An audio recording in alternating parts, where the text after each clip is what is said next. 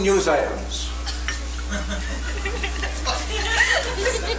Now, they're not up-to-date news items. They're a little bit stale. But nevertheless, pertinent. And they have a connection, in a wavy sort of a way, to the proceedings today.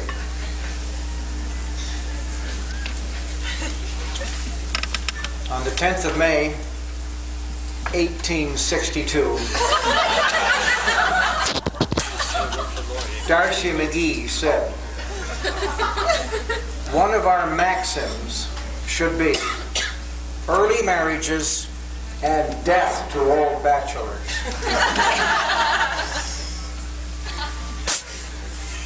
Some say that may have nothing to do with what we're doing today, but I think it illustrates one thing, that the politicians and statesmen of yesteryear were blunter than the people we have today, guiding and directing the country, who try to soft soap everybody.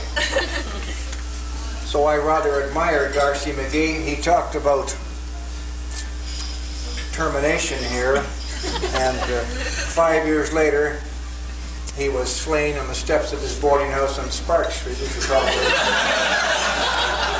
He may have been prophetic.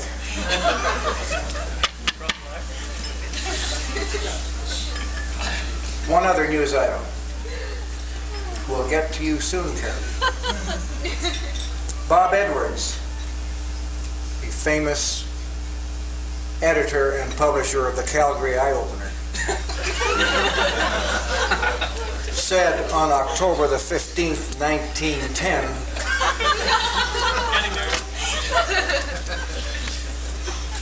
"Men continually study women and know nothing about them. Women never study men and know all about them."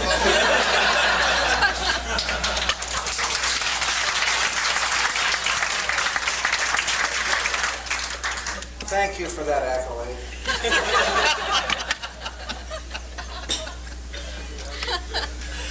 In 1973, a year after the Telfers had pioneered on Lakeview Drive, and the opposite side of the street was nothing but excavations and a few shaky timbers here and there, we suddenly saw a house taking shape. 1254 Lakeview Drive. Shortly after the construction was completed, we noticed a distinguished family move in. Lock, stock, and barrel. We watched the furniture go in, made remarks, complimentary remarks.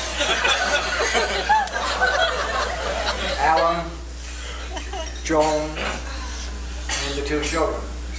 Bright, effervescent, and joyous. That's 13 years ago. Got that date, 1973. 2 weeks later, I'm cutting the grass. Little girl coming up the street. I stop her. I say, "What's your name, little girl?" "My name is Carrie." I said, "Carrie who?" "Carrie Singleton Wood."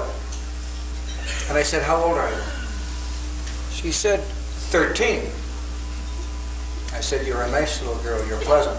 You're amiable. And you're friendly." She was a little bit cautious. I said,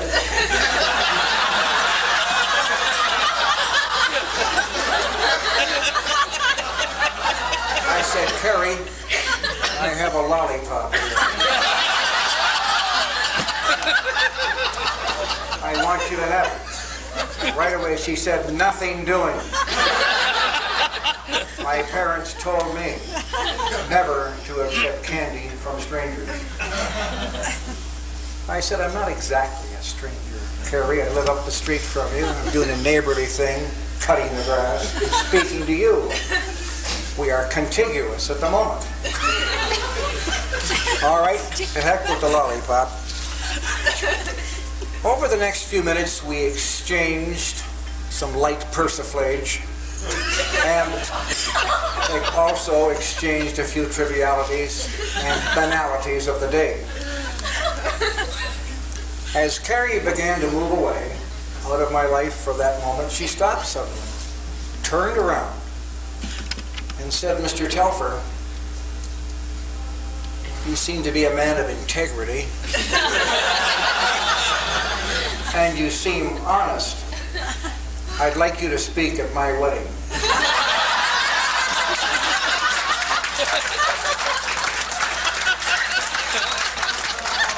I said, "You're thinking ahead.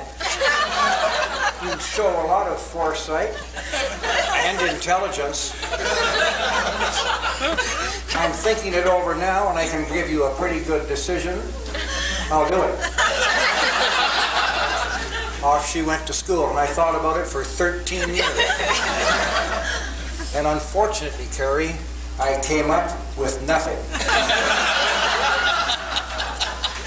I couldn't think of an original thought. I couldn't create. I couldn't come up with anything Shakespearean. I couldn't come up with the right soliloquy. Even the old cliches didn't seem right. However, a few days ago, still having nothing, and having attended weddings in the intermediate period, all over the world, trying to pick up ideas. I attended weddings in Cape Town, Lagos, Hong Kong, London, Calais, that's in Maine, Toronto, Montreal, Ottawa, Middle Wallop, Leighton Buzzard, Dorking, Oompa, Calabogie, and Plevna. Still no ideas. My mind was barren of thought. I got desperate. Some hours ago, I found out when your birthday was. August the 6th, 1960. A hint, just a clue. That's all I was looking for. So, on consulting my indexed mind, I suddenly discovered that Anne Hathaway died on that day in 1623. I can't establish much relationship there. I dismissed that. Lord Tennyson, born on August 6th, 1893. No nexus there. I'm looking still for an analogy. Gertrude Ederle, the first woman to ever swim the English Channel, did it on August the 6th, 1926. Hard to connect the English Channel to the Glen Abbey Golf Club and Carrie Singleton Wood and Dave Lipa. Now we've gone slightly over the 4 minutes. This is the end. I finally found a pinnacle of comment here that I think is suitable. I find that one of the greatest and most notable feast days in the Anglican Church is August the 6th, Carrie. It's the Feast of the Transfiguration, when Christ and 3 of his disciples, Peter, James, and John, went up on a mountain. And in front of their eyes, Christ turned into a white, shimmering, glowing